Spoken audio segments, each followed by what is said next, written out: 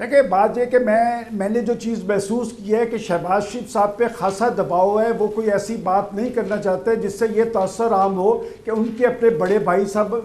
صاحب سے یا ان کی بھتیجی سے کوئی اختلافات ہے۔ البتہ وہ یہ بات ضرور محسوس کرتے ہیں کہ پارٹی کو ایک مشترکہ حکمت عملی اختیار کر کے آگے کی طرف بڑھنا چاہیے، اور وہ اس حوالے سے روابط بھی کر رہے ہیں۔ اور جو کچھ میں نے ان سے ملاقات میں محسوس کیا ہے، میرا خیال ہے اگلے چند روز کے اندر کوئی واضح حکمت عملی ضرور اختیار کریں گے۔ تو ابھی نواز شریف صاحب کی خاموشی کی کیا وجہ ہے؟ نواز شریف صاحب، میرا نہیں خیال کہ نواز شریف صاحب خاموش ہیں۔ آج سے 3 روز پہلے نواز شریف صاحب نے آزاد کشمیر کے انتخابی رزلٹس کے بعد ایک اسکائپ پہ اپنی پارٹی کے لوگوں سے مشاورت کی ہے، اور وہ اس حوالے سے خاصے غصے میں تھے اپنی پارٹی کے لوگوں کے حوالے سے کہ سب کو وہاں جا کے اپنا ایک نمایاں کردار ادا کرنا چاہیے تھا۔ پھر میں وہی بات کہوں گا کہ آخر کیا وجہ ہے جن لوگوں کے آپ نے نام لیے، خواجہ آصف ہیں، سعد رفیق ہیں، ایاز صادق ہیں، رانا تنویر حسین ہے، یہ وہ لوگ ہیں جو چاہتے ہیں کہ ہماری ڈائریکشن ایک ہونی چاہیے۔ ملک میں 3 بار، پنجاب میں 6 بار حکمرانی کرنے والی پاکستان کی بہت بڑی سیاسی جماعت پاکستان مسلم لیگ نون اس وقت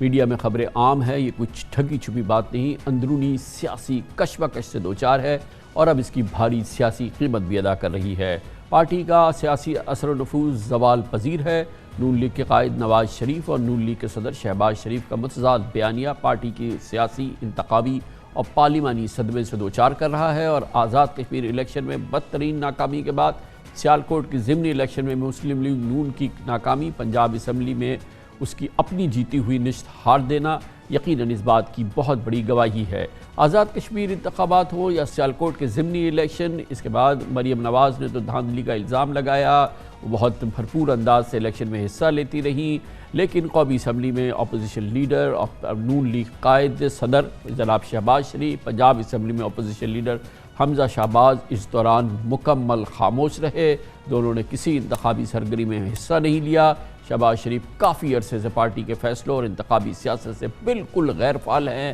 قطعی طور پہ وہ بالکل انیکٹیو ہیں، کہیں نظر نہیں آتے، غیر متعلق بلکہ نظر آتے ہیں۔ آزاد کشمیر الیکشن ہو، سیالکوٹ کے ضمنی الیکشن ہو، اس سے پہلے شہباز شریف صاحب نہ کسی جلسے میں شریک ہوئے، بلکہ ٹویٹر تک بھی انہوں نے کوئی بیان جاری نہیں کیا، جو کہ بہت ہی غیر معمولی بات تھی۔ نواز شریف نے بھی کشمیری الیکشن سے پہلے تو ضرور بیانات دیے، مگر مایوس کن نتائج آنے کے بعد سے بھی نواز شریف صاحب بالکل خاموش ہیں اور عملی طور پہ نیم متحرک نظر آتے ہیں۔ یہ بھی انٹرسٹنگ بات ہے کہ نون لیگ کے دوسرے بڑے لیڈرز، مثال کے خواجہ آصف، خواجہ سعد رفیق، ایاز صادق، رانا تنویر، راجہ ظفر الحق سمیت نون لیگ کی جو بڑی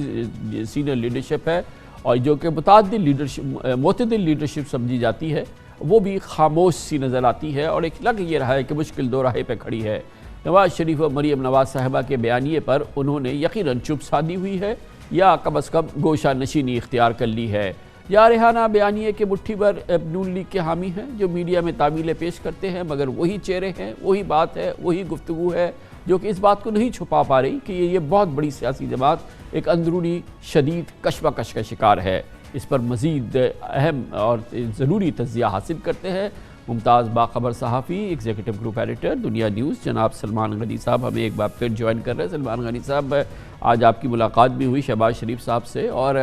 2 اتنی بڑی سیاسی ایکٹیویٹیز ہوئی، اس دوران شہباز صاحب گھر سے بھی نہیں نکلے، بیان بھی نہیں دیا، بالکل لا تعلق،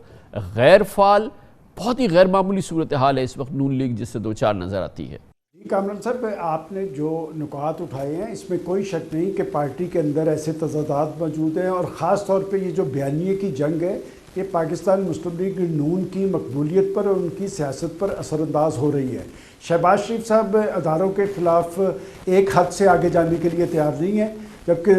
دوسری طرف مریم نواز صاحبہ وہ پاکستان کی اسٹیبلشمنٹ کو ٹارگٹ کر کے عوامی پذیرائی حاصل کر رہی ہیں، اور اس سارے عمل کے جو براہ راست اثرات ہو رہے ہیں وہ پاکستان مسلم لیگ نون کی مقبولیت اور سیاست دونوں پہ ہو رہے ہیں۔ آزاد کشمیر کے انتخابات میں مریم نواز صاحبہ نے بڑے جلسے تو کیے،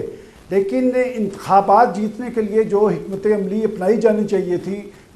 جس کی ضرورت تھی، وہ نہیں اپنائی گئی، اور یہی وجہ ہے کہ آج پاکستان مسلم لیگ نون آزاد کشمیر کے انتخابات میں دھاندلی کا الزام لگا رہی ہے۔ جہاں تک سیالکوٹ کے ضمنی انتخاب کی بات ہے، یہ ضرور اپسیٹ ہوا ہے، یہ صرف انتخابی نتائج کا اپسٹ نہیں بلکہ پاکستان مسلم لیگ نون کی سیاست کے لیے بھی اپسٹ ہے، اور اس میں جو حکمت عملی کامیاب ہوئی ہے وہ چودھری صاحبان کی ہوئی ہے۔ وہ تحریک انصاف کے امیدوار نہیں تھے، بنیادی طور پہ جو امیدوار تھے وہ کاف لیگ کے تھے، البتہ انہیں ٹکٹ جو ہے تحریک انصاف کی ملی اور ان کے لیے بلے کا نشان لیا گیا، اور یہ جیت جو ہوئی ہے وہ توڑ جوڑ کی سیاست کی، اور حکمت عملی جو تھی وہ چودھری صاحبان کی تھی۔ البتہ یہ سیٹ جو 2018 کے انتخاب میں نون لیگ نے 17,000 کی لیڈ سے جیتی تھی، وہ 6,000 کی لیڈ سے وہ انہوں نے ہار دی ہے، اور یہ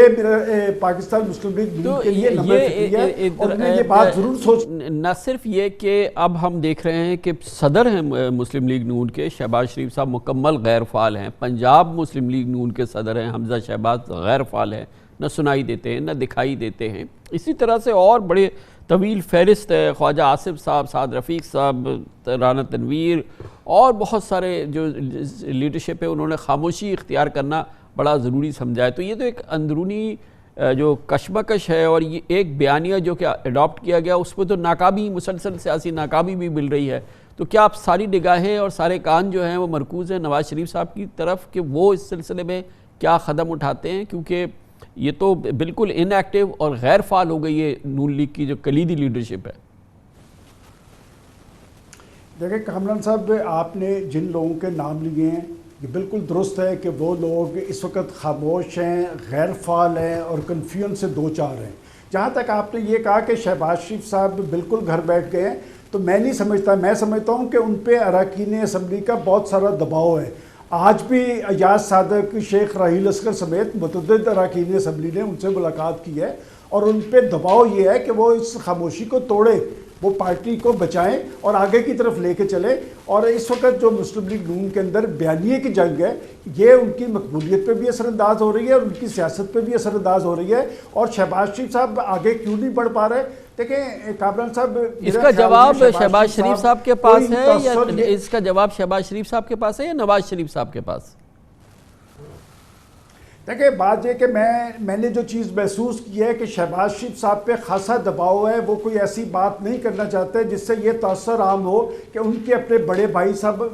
صاحب سے یا ان کی بھتیجی سے کوئی اختلافات ہے۔ البتہ وہ یہ بات ضرور محسوس کرتے ہیں کہ پارٹی کو ایک مشترکہ حکمت عملی اختیار کر کے آگے کی طرف بڑھنا چاہیے، اور وہ اس حوالے سے روابط بھی کر رہے ہیں۔ اور جو کچھ میں نے ان سے ملاقات میں محسوس کیا ہے، میرا خیال ہے وہ اگلے چند روز کے اندر کوئی واضح حکمت عملی ضرور اختیار کریں گے۔ تو ابھی نواز شریف صاحب کی خاموشی کی کیا وجہ ہے؟ نواز شریف صاحب، میرا نہیں خیال کہ نواز شریف صاحب خاموش ہیں۔ آج سے 3 روز پہلے نواز شریف صاحب نے آزاد کشمیر کے انتخابی رزلٹس کے بعد ایک اسکائپ پہ اپنی پارٹی کے لوگوں سے مشاورت کی ہے، اور وہ اس حوالے سے خاصے غصے میں تھے اپنی پارٹی کے لوگوں کے حوالے سے کہ سب کو وہاں جا کے اپنا ایک نمایاں کردار ادا کرنا چاہیے تھا۔ پھر میں وہی بات کہوں گا کہ آخر کیا وجہ ہے جن لوگوں کے آپ نے نام لیے، خواجہ آصف ہیں، سعد رفیق ہیں، ایاز صادق ہیں، رانا تنویر حسین ہے، یہ وہ لوگ ہیں جو چاہتے ہیں کہ ہماری ڈائریکشن ایک ہونی چاہیے، حکمت عملی بھی ایک ہونی چاہیے، اور ایک حکمت عملی کے تحت آگے بھی بڑھا جا سکتا ہے اور اپنے لیے مواقع بھی تلاش کیے جا سکتے ہیں۔ بہت بہت شکریہ، جناب سلمان غنی ہمارے ساتھ موجود تھے۔ اس کے ساتھ ہی ہمارے آج کے پروگرام کا اختتام ہوتا ہے۔ کل آپ سے پھر ملاقات ہوگی انشاءاللہ۔ کل تک کے لیے کامران خان کو اجازت۔ اللہ حافظ و ناصر۔